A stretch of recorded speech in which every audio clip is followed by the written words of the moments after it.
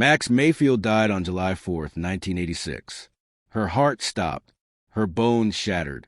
Her eyes bled out while Lucas held her in his arms. The doctors called it a miracle when her pulse returned. The party called it 11's power. Everyone called it survival. But what if the miracle was actually the beginning of something far worse? What if Max never came back at all? There's a theory spreading through the Stranger Things community that refuses to die. It's quiet. It's disturbing. And once you see the evidence, you can't unsee it. The theory suggests that the girl who woke up in that hospital bed isn't Max Mayfield. She's something else entirely. A copy, a vessel, a fragment of consciousness wearing Max's face while her real self remains trapped somewhere beyond reach. Not in the upside down. Somewhere different. Somewhere the show has been hiding in plain sight. Season 4 ended with Max in a coma. Her mind gone. Her body breathing but empty. 11 searches for her in the darkness and finds nothing. No consciousness. No memories. No Max. Just a void where a person used to be. The show wants you to believe she's lost in some abstract mental space. But what if the truth is far more specific? What if Max isn't lost at all? What if she's exactly where Vecna intended her to be from the very beginning? Let's start with what we know. Vecna doesn't just kill his victims. He consumes them. He pulls them into visions. He traps them in memories. He feeds on their trauma until there is nothing left. But Max broke the pattern. She escaped his grasp once. She survived the curse through the power of a song. She should have been immune. She should have been safe. But Vecna doesn't leave loose ends. And when he came for her the second time, he didn't just try to kill her. He did something different. Something the show has been carefully obscuring behind emotional scenes and hospital monitors. Watch the final attack closely. Max rises into the air. Her bones snap. Her eyes rupture. But there's a moment, a single frame where something shifts. The red lighting changes tone. The sound drops to silence. And Max's expression transforms from terror to something else. Acceptance. Surrender. Release. It's not the face of someone dying. It's the face of someone letting go. Someone crossing over. Not into death. Into somewhere else. Vecna's victims don't just die. They become part of him. Their consciousness absorbed into the hive mind. Their memories fuel his power. Their trauma becomes his weapon. We saw this with Chrissy, with Fred, with Patrick. Each death opened a gate. Each gate expanded his reach. But Max was supposed to be the fourth gate, the final key, the complete opening between worlds. Her death was meant to finish what he started. But 11 intervened. She restarted Max's heart. She brought her body back. But did she bring back her mind? Here's where it gets strange. When 11 searches for Max in the void, she finds nothing. Complete emptiness. No trace of consciousness. No flicker of thought. Most fans assume this means Max is brain dead, trapped in some undefined mental limbo. But the void doesn't work that way. The void shows consciousness. It shows presence. When 11 used it to find Billy, she found him even after his death. She saw his memories, his regrets, his final moments. The void doesn't erase people. It reveals them. So if Max is nowhere to be found in the void, it means she's not in any reality 11 can access. She's somewhere the void cannot reach. There's only one place in Stranger Things universe that operates outside the void's perception. One realm that exists parallel to both our world and the upside down. One dimension that the show introduced in Season 4 and has barely explored since. The Mindscape, not the void 11 uses. Not the upside down Vecna controls. The Mindscape, the mental dimension where consciousness exists independent of physical reality. Where Vecna built his lair. Where the grandfather clock manifests. Where victims are taken before their bodies die. Max is in a coma. She's in the Mindscape, fully conscious, fully aware, trapped in the same dimension where Vecna's house exists, where the clock tower stands, where all his victims end up before he consumes them. But Max never got consumed. 11 pulled her back too soon. Max's body returned, but her consciousness remained behind, stuck between dimensions, present but unreachable, alive but invisible. Think about what this means. Max can see everything, hear everything, experience everything happening around her body, but she can't respond, can't move, can't signal that she's still there. She's watching Lucas sit by her bedside, watching her friends visit, watching life continue without her, but she's screaming from behind a wall no one can see. She's trapped in a dimension that exists in the space between thoughts, the gap between heartbeats, the silence between words. And she's not alone there. The Mindscape isn't empty. It's populated by every victim Vecna ever took, every consciousness he ever consumed. They're all there, trapped in the same mental prison, existing as fragments, as echoes, as warnings. Max is surrounded by the dead, by the consumed, by those who came before, and they're trying to tell her something. Something about what Vecna really is. Something about why he needs the gates. Something about what he's actually building between worlds. Because the gates aren't portals to the upside down. They're portals to the Mindscape. Each death created a tear in the fabric of mental reality. Each victim's consciousness punched a hole between dimensions. The upside down is physical. It's matter and energy and biological horror. But the Mindscape is thought. It's consciousness. It's the realm where minds exist independent of bodies. And Vecna isn't trying to merge the upside down with our world. He's trying to merge the Mindscape with our world. He's trying to make thoughts into reality, to give consciousness physical form, to transform the mental into the material. That's why Max matters so much. She's the bridge, the only person who exists in both realities simultaneously. Her body in our world, her mind in his. She's a living gate, the conscious connection. And Vecna isn't finished with her yet. Let's talk about what happened in those final moments before Max's heart stopped. Not what the show told you happened. What actually occurred beneath the surface narrative. Because the Duffer Brothers buried something in that sequence. Something most viewers miss completely. A visual language that reveals the true nature of Max's condition. Watch the scene again. Max is in Vecna's grasp. Her feet leave the ground. Lucas screams her name. The bones begin to break. Standard Vecna kill pattern. But then the music starts. Running up that hill.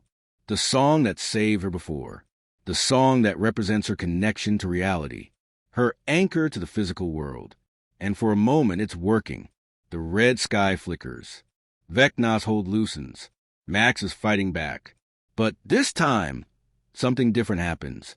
The music doesn't break the trance. It doesn't pull her back to reality. Instead, it does something else.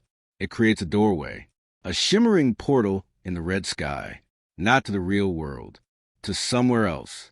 Somewhere that looks like reality, but isn't quite right. The colors are slightly off. The edges blur. The physics don't quite match. Max sees this doorway. She reaches for it. And for just a second, she smiles. Because she thinks she's escaping. She thinks she's going home. She's not going home. She's going deeper. The doorway isn't a portal to Hawkins. It's a portal into her own mind, into the Mindscape, into the place where consciousness goes when it separates from the body. Vecna didn't create this doorway to trap her. He created it to let her think she was escaping, to make her walk willingly into the cage. Because the Mindscape doesn't take prisoners. It requires consent. It requires the victim to surrender their grip on physical reality, to let go of their body and embrace the mental realm. And Max let go. She had to. Her body was breaking. Her bones were shattering. The pain was unbearable. The music showed her a way out, a place where the pain would stop, where her body wouldn't matter anymore, where she could exist as pure thought, pure feeling, pure consciousness. It looked like freedom. It felt like survival. It was neither. When 11 restarted Max's heart, she brought back the body, but the consciousness had already crossed over, already entered the Mindscape, already surrendered its connection to physical reality. You can't reverse that with CPR. You can't undo it with telekinetic power. Once consciousness chooses the Mindscape, it stays there. The body breathes. The heart beats. But the person is gone, living in a different dimension, existing in a parallel state. This explains everything about Max's condition. Why her brain shows activity but no consciousness. Why her body heals but she doesn't wake. Why 11 can't find her in the void. Max isn't brain dead. She's brain displaced. Her consciousness exists in a different frequency of reality, one that medical equipment can't measure, one that psychic powers can't reach, one that requires a completely different approach to access. But here's what makes this truly disturbing. Max isn't suffering. She's not in pain. She's not even unhappy. Because the Mindscape gives you what you want. It constructs reality from your desires, your hopes, your perfect world. Max is living in a mental simulation of Hawkins, a version where Billy never died, where her parents never divorced, where she never had to move or change or lose anything. She's in paradise, a paradise built from her own memories and wishes, and she has no idea it's not real. This is Vecna's true power, not destruction. Creation. He doesn't just kill people. He gives them everything they ever wanted. He traps them in perfect prisons, mental constructs so beautiful and complete that the victims never want to leave. They don't even know they should leave. They exist in bliss while their bodies rot in the real world. Consciousness without consequence. Heaven without mortality. And Max is living in that heaven right now. Think about what she's experiencing. She woke up in her old California home. Her mom is happy. Billy is alive. He's kind to her, protective, the brother he should have been before trauma warped him. There's no upside down, no Vecna, no monsters, just sunshine and skateboarding and normal teenage problems. She has friends. She has safety. She has everything the real world took from her. And somewhere deep in her consciousness, she knows it's too good to be true, but she doesn't care. Because even a beautiful lie is better than an ugly truth. This is why 11 can't find her. Max isn't hiding. She's choosing to stay hidden. Some part of her consciousness knows that if 11 finds her, she'll have to come back. Back to the broken body. Back to the loss. Back to the reality where Billy is dead and nothing is okay. The Mindscape is protecting her from that. Keeping her safe in the only way it knows how. By making her forget she ever left. But there's a cost to this paradise. Every moment Max spends in the Mindscape, she becomes more integrated with it, more part of the dimension than part of herself. Her consciousness is slowly dissolving into the mental realm, becoming code instead of person, data instead of soul. If she stays too long, there won't be anything left to bring back. She won't be Max anymore. She'll be a memory of Max, a ghost. A simulation running on autopilot while the original consciousness fades into static. Vecna knows this. He's counting on it. Because once Max fully integrates with the Mindscape, she becomes his. Permanently, her consciousness will fuel his power. Her memories will expand his realm. Her trauma will feed his strength. He doesn't need to consume her violently.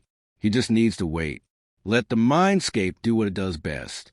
Preserve consciousness until it stops being conscious, until it becomes just another echo in the machine. And he's not just doing this to Max. He's doing it to everyone. Every victim he's ever taken lives in their own personal paradise, their own perfect prison. Barb is back with Nancy, living the friendship that never got to grow. Bob is with Joyce, building the life they never had. Billy is on the beach, free from his father's abuse. Chrissy is performing, celebrated instead of controlled. They're all there, all happy, all trapped, all slowly fading into nothing while their consciousness powers Vecna's expansion into reality. The gates aren't bringing the upside down to Earth. They're bringing the Mindscape to Earth, making the mental realm physical, giving thought substance. And when the final gate opens, all those trapped consciousnesses will flood into our world, not as people, as something else. As living thoughts, walking memories, physical manifestations of mental energy, an army of the dead who don't know they're dead, fighting for the paradise Vecna promised them, fighting to preserve the illusion, fighting to stay in heaven, even if it means destroying everyone else's reality. Max is the key to this, because unlike the others, Max still has a body, still has a heartbeat, still has a connection to the physical world. She exists in both realms simultaneously, mind in the Mindscape, body in reality. She's the bridge, the living gate, the conscious portal. And when Vecna is ready, he'll use her as the door. He'll force her consciousness back into her body, bringing the mindscape with it, making her the anchor point, the ground zero, the place where thought becomes flesh and paradise becomes hell, unless someone reaches her first.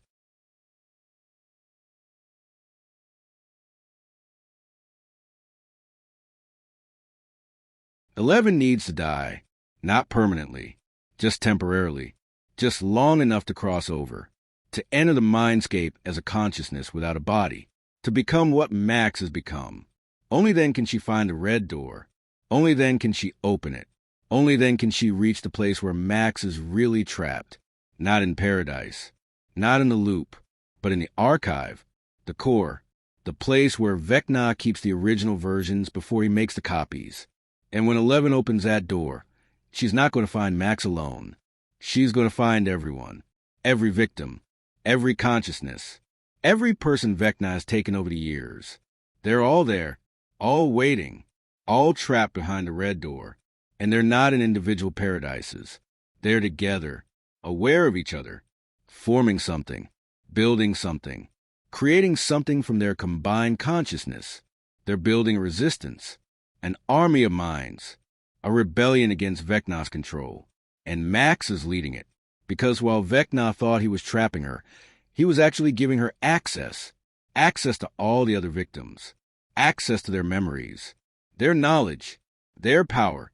Max has spent 17 loops learning the mindscape, understanding its rules, finding its weaknesses, and now she's teaching the others, showing them how to remember, how to resist, how to fight back from inside the prison.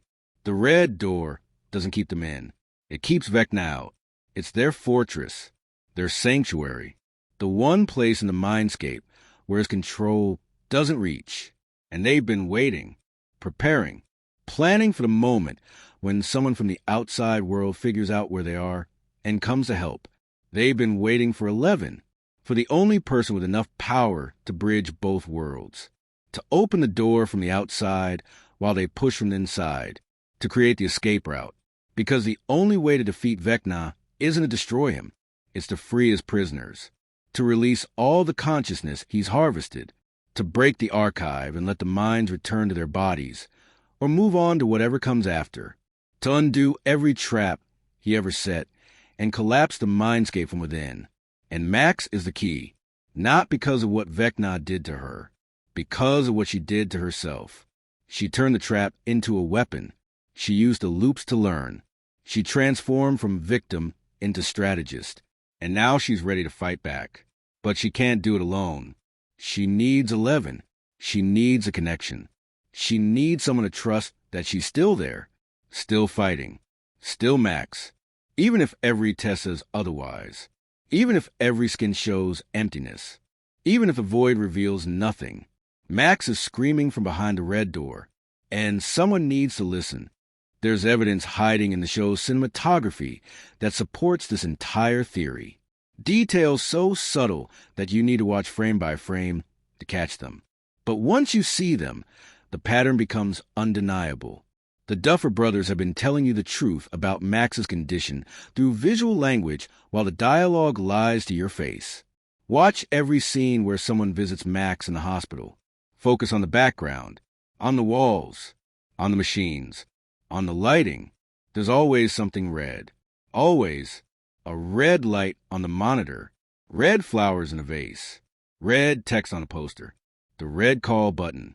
It's never obvious, never the focus, but it's always there, present in every single frame. Red, the color of the mindscape, the color of Vecna's realm, the color that signals Max isn't in our reality. She's touching both, existing in the overlap. Her body here, her consciousness there. The red is the bleeding through, the visual confirmation that she's trapped between dimensions. But there's more. Watch Lucas. Watch how he talks to Max's body.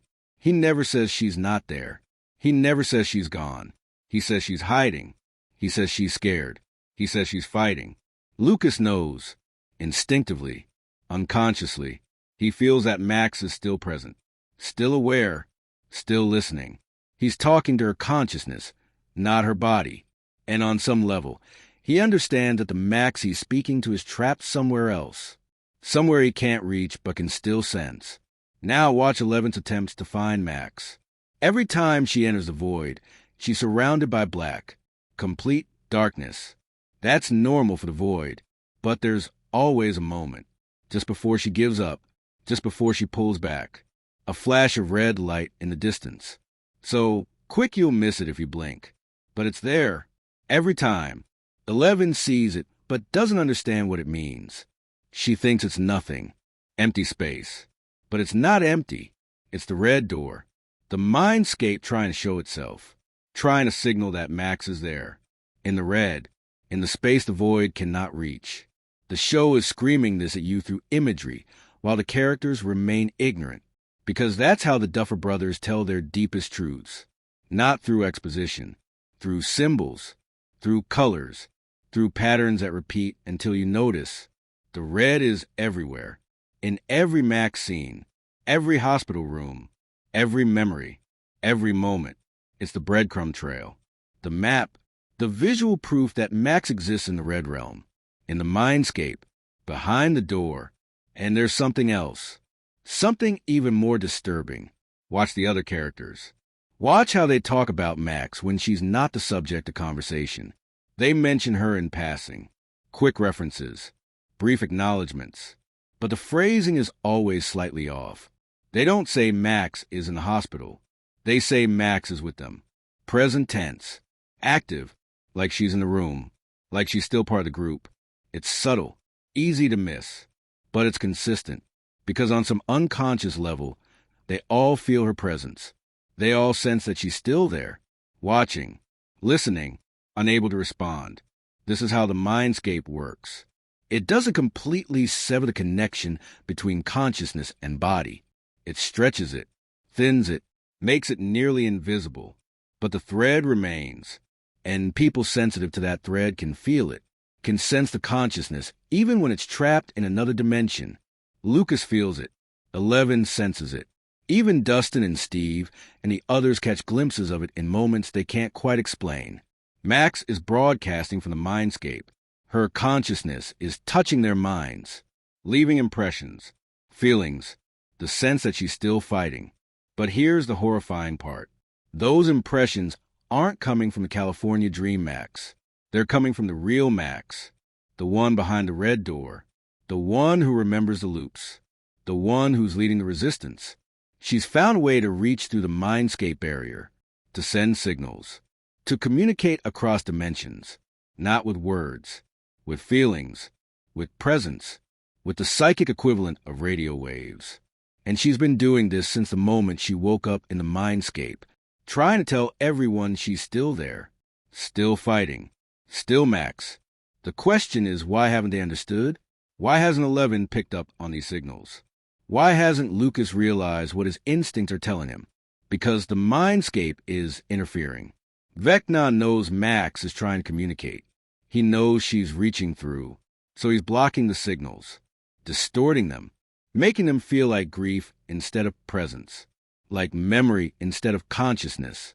He's weaponizing their emotions against them, making them think what they feel is just wishful thinking, just the trauma of loss, just the hope that Max is still somehow aware.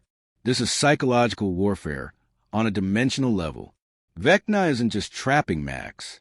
He's using her to torture everyone who loves her, making them feel her presence while convincing them it's imaginary, making them sense she's fighting while proving she's gone. It's cruelty on a scale that transcends physical harm. It's the slow destruction of hope, the gradual erosion of belief, the transformation of love into doubt. And it's working. Lucas is starting to accept that Max might never wake up. 11 is losing faith that she can find her. The group is beginning to move on, to plan without her, to imagine a future where Max remains in that bed forever. Not dead, not alive, just existing. A body with a heartbeat, but no person inside. They're letting go, slowly, painfully, inevitably. And every time they let go a little more, the thread between Max's consciousness and reality weakens. The connection dims. The possibility of return fades. Max is feeling this. From inside the Mindscape, behind the red door, she's experiencing every moment of their grief. Every conversation where they talk about her in past tense. Every decision made without her input. Every plan that does include her. She's watching her friends slowly lose her. And she can't stop it. Can't reach them. Can't make them understand that she's still there. Still fighting. Still screaming from behind the red door. This is driving her to desperation. To recklessness. To actions that might destroy her completely. Because there's one way to make them hear her. One way to break through the interference. One way to prove that she's still conscious and aware and present. She has to do what Vecna did. She has to open a gate. Not from the Mindscape to reality. From her consciousness to theirs. She has to force her way into someone's mind. To possess them. To speak through them. To use their body as a vessel for her voice. And she's going to do it to Lucas. Because his mind is already touching hers. Because he sits by her bed every day and talks to her and believes she can hear. Because his consciousness is the easiest to reach. The most open. The most vulnerable. Max is going to possess Lucas. Not violently. Not completely. Just enough to speak. Just enough to say the words they need to hear. Just enough to tell them where she really is and how to reach her. But possession has a cost. Especially when initiated from the Mindscape. It requires Max to push her consciousness out of the protected space behind the red door, to expose herself to Vecna's realm, to risk being captured fully, being looped forever, being transformed from Resistance leader into archive data. She has to gamble everything on one moment, one message, one chance to make them understand. And she's taking that chance now. Right now, in the next scene, in the next episode, in the next moment of story time. Lucas is sitting by Max's bed, reading to her, talking about nothing, and something changes. The red light on the monitor flickers. The room temperature drops. Lucas feels a pressure in his mind, a presence, a voice that isn't his own, and he's going to speak. Words he doesn't control, a message he doesn't understand. Max's voice coming through his mouth, telling him everything, explaining the Mindscape, the door, the resistance, the way to reach her. But Vecna is going to notice. He's going to see what Max is doing, and he's going to try to stop it, to cut the connection, to pull her back behind the door, to silence her before she can reveal the full truth. There's going to be a battle, not physical, mental, a war of consciousness happening in the space between Lucas's thoughts. Max fighting to hold on, Vecna fighting to pull her away, and Lucas caught in the middle, feeling the struggle, experiencing the conflict, becoming the battleground. This is how Season 5 begins. Not with action, with possession, with Max's desperate attempt to communicate, with the first real proof that she's still there, still fighting, still the girl they knew. And when Lucas speaks her words, when her voice comes through his mouth, when she finally breaks through, everything changes. The mission becomes clear. The goal becomes specific. They're not trying to wake Max up. They're trying to break her out, to storm the Mindscape, to open the red door, to free every consciousness Vecna ever trapped. And Max is going to tell them exactly how to do it. The plan Max communicates through Lucas is insane, impossible, suicidal. It requires everything to go perfectly. It requires powers no one has developed yet. It requires technology that doesn't exist. And it requires someone to die. Actually die, completely, permanently, so their consciousness can cross over into the Mindscape without a body to return to, so they can become pure thought, pure awareness, pure power. And 11 volunteers immediately. She's thought about this since Max's heart stopped, since she failed to find her in the void, since every search ended in emptiness. 11 knows what she has to do. She's known all along, but lacked a confirmation. Now she has it. Max is alive. Max is trapped. Max can be saved. But only if someone crosses over completely. Only if someone enters the Mindscape as a permanent resident instead of visitor. Only if someone becomes what Max became. Consciousness without body. Thought without flesh. 11's death will be different from Max's. It will be controlled, planned, medical, She'll enter the tank, the sensory deprivation chamber, the place where her consciousness is most free, and she'll push beyond the void, beyond the black space, beyond the limits of normal telepathy. She'll push into the red, into the space where the mindscape exists. And when she finds the threshold, the boundary, the edge of dimensional reality, she'll stop her own heart, willingly, consciously, with full knowledge that she might not come back. But she won't be alone, because once 11 crosses over, once her consciousness enters the mindscape, she'll have all the power she ever had in reality, maybe more, because in a realm made of thought, someone who can manipulate thought becomes God. Vecna knows this. It's why he operates from the mindscape, why he built his lair there, why he pulls victims into that dimension instead of the upside down. The mindscape is where mental powers become absolute, where consciousness shapes reality, where thought becomes law. 11 is going to enter the mindscape as a weapon, as the most powerful consciousness ever to cross over, and she's going to find the red door, the archive, the place where Max and all the others are trapped. And she's going to do what Vecna has never allowed. She's going to open that door from the inside, release every prisoner, free every consciousness. And in doing so, she's going to collapse the entire dimension, because the mindscape isn't natural. It's constructed, built by Vecna over years, decades, centuries. Every victim he took added to its structure. Every consciousness became a building block. The dimension is literally made from the minds of the dead. And if those minds are released, if they're freed from their loops and archives and prisons, the mindscape collapses. The dimension dissolves. The red realm vanishes. And everything in it returns to reality, including Max. But here's the problem. Here's the flaw in the plan.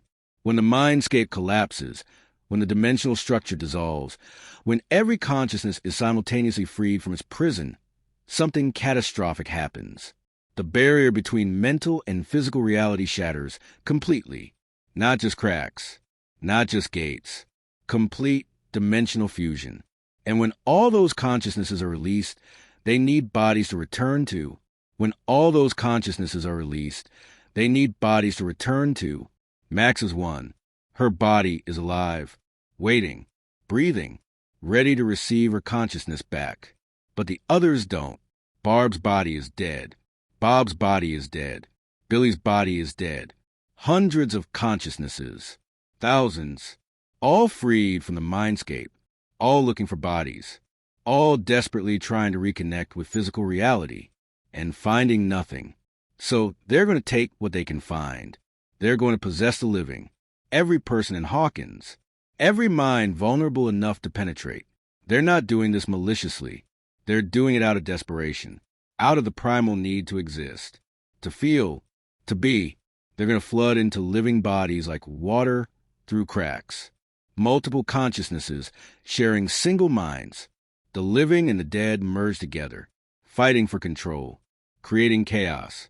This is the true apocalypse.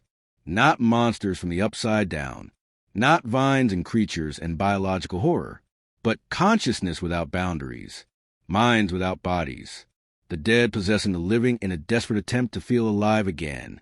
Hawkins becomes a battleground of possession, of identity, of the fundamental question of what makes someone themselves when multiple people are controlling the same body. And Vecna is loving this, because this was his plan all along. He didn't want to kill humanity. He wanted to transform it, to create a world where consciousness is fluid, where identity is negotiable, where anyone can be anyone, where the dead never truly die. They just move to new bodies, new lives, new experiences. It's his vision of evolution, the next step, the final transformation. And Max was the key, her survival, her split between body and mind, her existence in both realms. She created the bridge, the crack, the way for consciousness to flow both directions. But 11 is going to stop it, not by preventing the collapse, by controlling it. Because once she's in the mindscape as a consciousness, once she has access to that dimensional power, she's not just going to free the prisoners. She's going to guide them, direct them, give them a choice. return to reality as possessing forces, or move on, cross over, go to whatever comes after life and mindscape and dimensional existence. Go to the actual afterlife, the real beyond. Most of them will choose to move on because they're tired. They've been trapped for so long, looped so many times, archived so completely. They don't want new bodies, new lives, new chances at existence. They want peace, rest, release. And 11 is going to give them that. She's going to open not just a red door, but another door, a white door, a door that leads out of all dimensions, out of reality entirely, into whatever cosmic truth exists beyond the physical and mental and everything in between. Max is going to be the first to see that door, the first to understand what it means. And she's going to face a choice. Return to her broken body, to her trauma, to the reality where Billy is dead and nothing is okay. Or walk through the white door. Move on. Find peace. Escape not just Vecna's prison, but the prison of existence itself. She can be free, truly free, forever. And she's going to choose to go back. Because that's who Max is. She doesn't run from hard things. She doesn't choose the easy path. She fights. She survives. She endures. Even when endurance means pain. Even when survival means suffering. Even when fighting means facing everything she's lost. She's going to walk away from peace and choose struggle. Walk away from release and choose life. Because her friends are waiting. Because Lucas is waiting. Because she promised she wouldn't leave and she keeps her promises. Max is going to return to her body. Feel the pain of broken bones, healed wrong. Feel the absence of sight in her damaged eyes. Feel the weight of trauma and loss and everything she survived.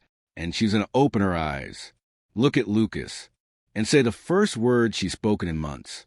The first proof that she's back, that she's real, that she survived not just Vecna but the Mindscape itself.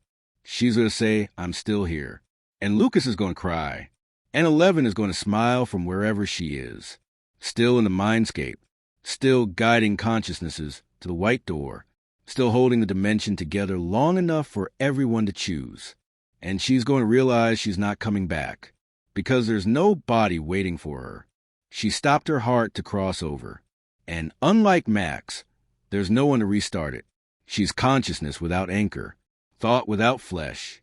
Power without form. But she's okay with that. Because she's doing what she was always meant to do. Saving people. Protecting them. Giving them choices. She's become something more than human. More than psychic. More than even consciousness itself. She's become transition. The bridge between worlds. The guide between dimensions. The light that shows the way forward. And she's going to stay there. In that role. Forever. Helping consciousnesses cross over. Helping the dead find peace. Helping reality heal from what Vecna did. This is 11's ending. Not death. Transformation. She becomes mythological. The psychopomp. The one who walks between worlds. The eternal guardian of dimensional boundaries. She sacrifices her body, her life, her existence as a person, but she gains eternity as something else. Something necessary. Something beautiful. And Max lives, returns, recovers. She'll never fully heal. The scars run too deep, but she's alive. She's herself. She's back. And she's going to make sure everyone knows what 11 did, what she sacrificed, what she became. Max becomes the voice, the witness, the one who tells 11's story, who makes sure her sacrifice is remembered, who turns her friend into legend. The show ends not with victory, but with understanding, not with defeating evil, but with transcending it. Vecna isn't destroyed. He's obsolete. The Mindscape doesn't collapse violently. It transforms, becomes something new, a way station, a place of choice, where consciousness can rest before moving on. And 11 is its keeper, its guide, its eternal resident. Max stands at Lucas's side, unable to see him, but feeling his presence. And she tells him about the white door, about the choice she made, about why she came back. And Lucas understands. He's always understood. That Max fights. That Max survives. That Max chooses life even when life is hard. And somewhere in the space between dimensions, 11 watches, smiles, and guides another consciousness toward peace. Her work is never done, but it's exactly what she wanted. Purpose, meaning, a way to save everyone. Not just once, but forever. This is what it means that Max was never in the upside down. She was somewhere worse, somewhere better, somewhere that tested not her body but her consciousness. And she passed the test. She chose struggle over peace, reality over paradise, life over escape. And that choice saved everything. If this theory resonates with you, if you see the evidence, if you believe Max is still fighting, leave a comment below. Tell me what you think happens in Season 5. Tell me if you believe 11 will cross over. Tell me if you're ready for the truth about the Mindscape. And if you want to explore more theories like this, theories that dig beneath the surface and find a hidden story, subscribe. Because there's so much more to uncover. So many secrets still buried in the narrative. So many truths waiting to be seen. Max is still there, behind the red door, fighting. And it's time we fought to bring her back.